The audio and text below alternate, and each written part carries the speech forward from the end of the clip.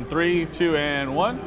Hey, what's up? I'm Nick and Knight from the new 94.1 KTFM. We are backstage at our KTFM Pink Party, and it's my pleasure to introduce to you and to welcome to San Antonio, Amy and Nick, known as Karmen. Thank you guys for joining me. Nice to meet you, Nick. Nice Amy. to meet you. Yeah, thank you for having us. Yeah, Nick and Nick stick together, right? That's how we, hey, every Nick I've ever met is kind of like that. It's like, hey, Nick, nice to meet you, Nick. They're like, oh, Nick. Yeah. It's got a ring to it, right? It's like a Nick sandwich right here. It is. Like, this is your time of your life, sandwich. right? I am the meat. Time of your life.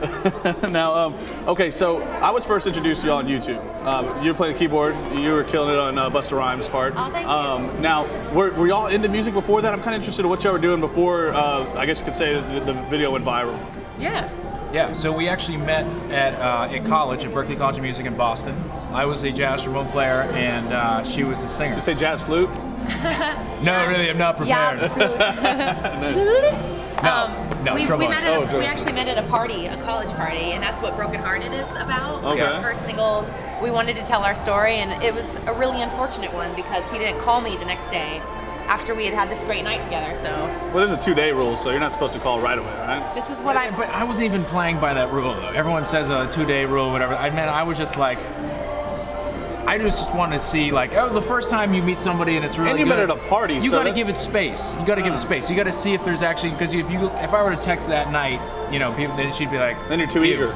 It's like swingers. I don't know. Swingers, yeah, right? for sure. Yeah, you can't call and mess it all up the first night. Leave 7 voicemails and then it's over. So what was y'all's occupation before? Y'all just went straight from college into graduated. He was at a boxing gym, like answering phone. He wasn't fighting. He was just answering phones. Don't fight me, please. We both had really boring office jobs. Actually, I was in a cubicle. It was for like an online school, and then I was a wedding singer on the side. We had many jobs. You know, I feel like it's kind of like a dream for a lot of people to put something on YouTube and then have it go to this next level like that. At what point did y'all start seeing like your views just like start to skyrocket? You're like, wow, like, you know, they're talking about this on Good Morning America and stuff like that. You know what I mean? Like, yeah, right? We all went to this next level. You know? It took a minute. We were doing covers for 39 weeks before Look at Me Now blew up. Oh, wow. So I think that was week 39. So we had a couple that were getting like 700,000, 800,000.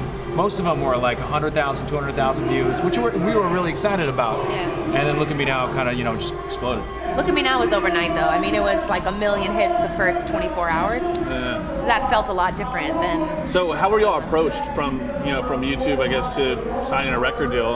Because y'all weren't involved with the record company before, I imagine. So like, how were y'all approached? Is your phone rings one day and it's, hi, we'd like to bring you on? It was kind of a process, yeah. I mean, the video blew up independently of the label or anything, and then, you know, like Ryan Seacrest started posting at his blog, World Star Hip Hop posted on their blog, and then we went on Ellen, and then, you know, that just, everything just exploded. Ellen blew it up. So now, with your pace of rapping, have you have you ever timed yourself, you know? I mean, because you get on it, like, because I've often said that that you're probably the fastest rapper since like Twista or anything. Like because you get on it, like you really do go. I don't know. I love it, man. Yeah. I'm honored that you mentioned Twista because he's amazing. And he's dope. Busta is the king of that too, and we got to meet him and thank him for letting us ruin his song. And he was really sweet. But y'all brought to me hip hop really made this transition to where it became pop, and then y'all really took it. It was.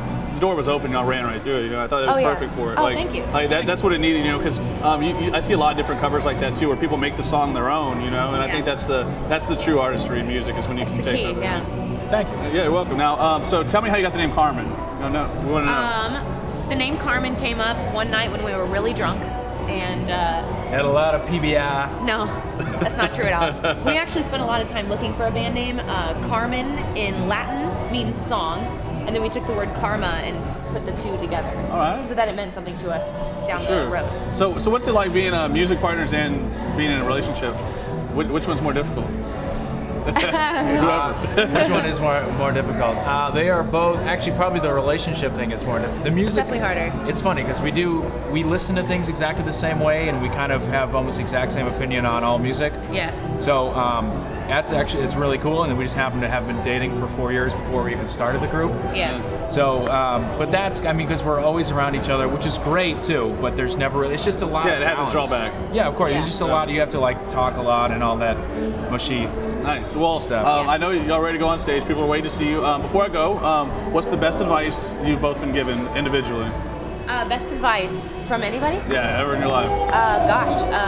This guy Perry Farrell, who is the head of see now. Jane's Addiction. Remember it. Jane's Addiction.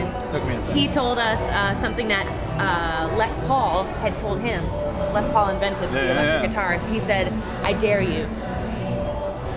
That's awesome. It's pretty That's cool really, advice. really, yeah, awesome. Yeah. It's pretty yours? dope. You gonna stick with that one? No, that one's pretty dope. I mean, that one, I heard that one too, and I was just like, yeah. Because I remember someone told me at some point too, like, why not you? And I think that's like along the same lines. Yeah, there's infinite possibilities for everyone every moment. So, I mean, why true. not? There you Right?